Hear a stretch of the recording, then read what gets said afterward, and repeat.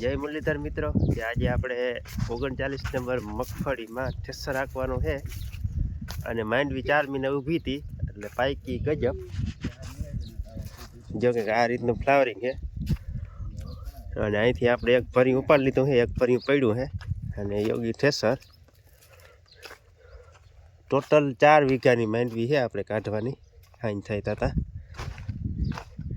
અને આમાં છે ને જો ફ્લાવરિંગ બહુ છે એટલે હવે ચાઇનામાં ડેડવા હમાશે નહીં, વલ ઓછો છે અને ડેડવા વધુ છે.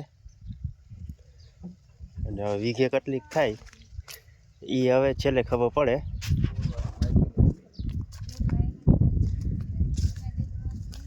અને ઝીણકા ટ્રેક્ટરથી ભર્યા ઉપાડવાના છે ન્યૂ હોલેન્ડનો સિમ્બા 20 HP.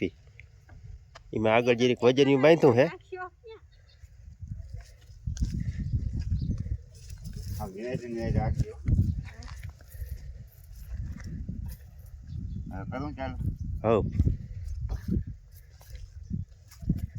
આમાં કઈ કરવાનું નથી ને વાહે કઈ વાહે હવે કામ કરે.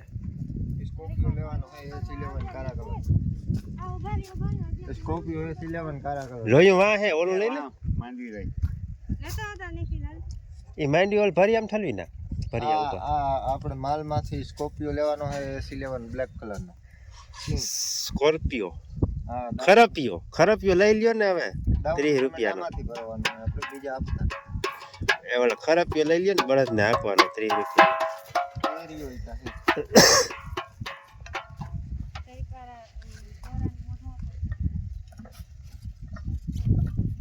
ખપારી લીધી બે એમ તો એક જ જોહે કા.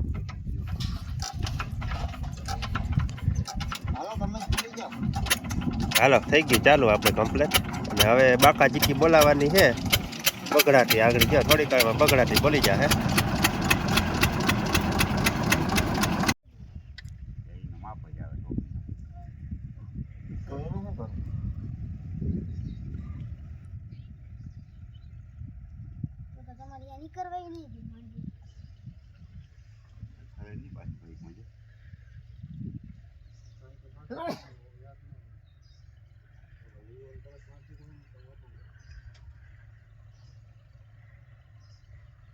પાણી પણ એટલો બધો ડાબ કરતો હોય.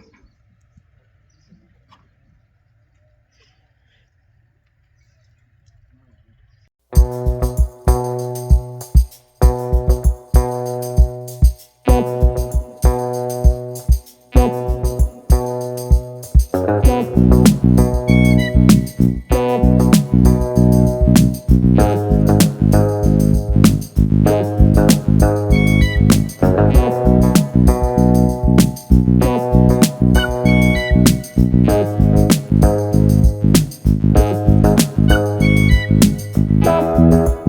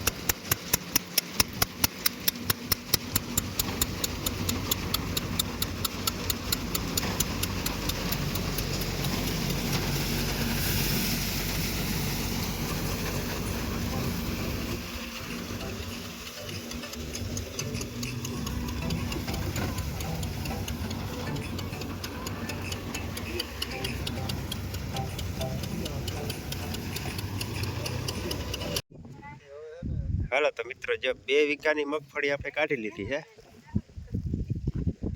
અને માંડવી જોરદાર નીકળી. કાંતાનો ઢગલો ઝીણકો છે, માંડવીનો વડો છે અને ઓલી સાઈડ જો ભૂકાનો છે. તો ભૂકાનો અને માંડવીનો બેનો ધરકડ છે, એમાં લાંબો ફેર નથી. જીરીક માંડવીનો ઝીણકો છે. જ્યાં આપણે છેટા જઈને જોઈ, જ્યાં ભૂકાનો ઢગલો છે આપણે, અને અહીંયા થોડુંક કાંધું પડ્યું છે અને આ મગફળીનો ઢગલો તો થોડોક જ ઓછો છે ભૂકાના ઢગલાથી. અને હવે કેવીક થાય વીઘા પ્રમાણે એ હવે જોવું પડે. ભરિયા 10 જ હતા પણ 3 થી 4 કલાક કાઢતા થયું, કારણ કે ખુપડીમાં હમાતી નહોતી મગફળી, એટલે આપણે છે ને જાળવવું પડતું હતું પાથરા નાખવામાં. એટલે કંઈક આ રીતનું 39 નંબર નીકળી છે માંડવી અને સારામાં સારી નીકળી છે. હવે ઓલી સાઈડ 2 વીઘાનું કાઢવાનું રહ્યું છે આપણે. એ 2 ખેતર અલગ અલગ છે, આ કાકાનું છે અને ઓલું અમારું છે. હવે ન્યા પાછું ઓલા આપણે માંડી અને ન્યા કાઢવાનું થાય. હવે ન્યા કેવીક નીકળે એ હવે આગળ જોતા રહેજો.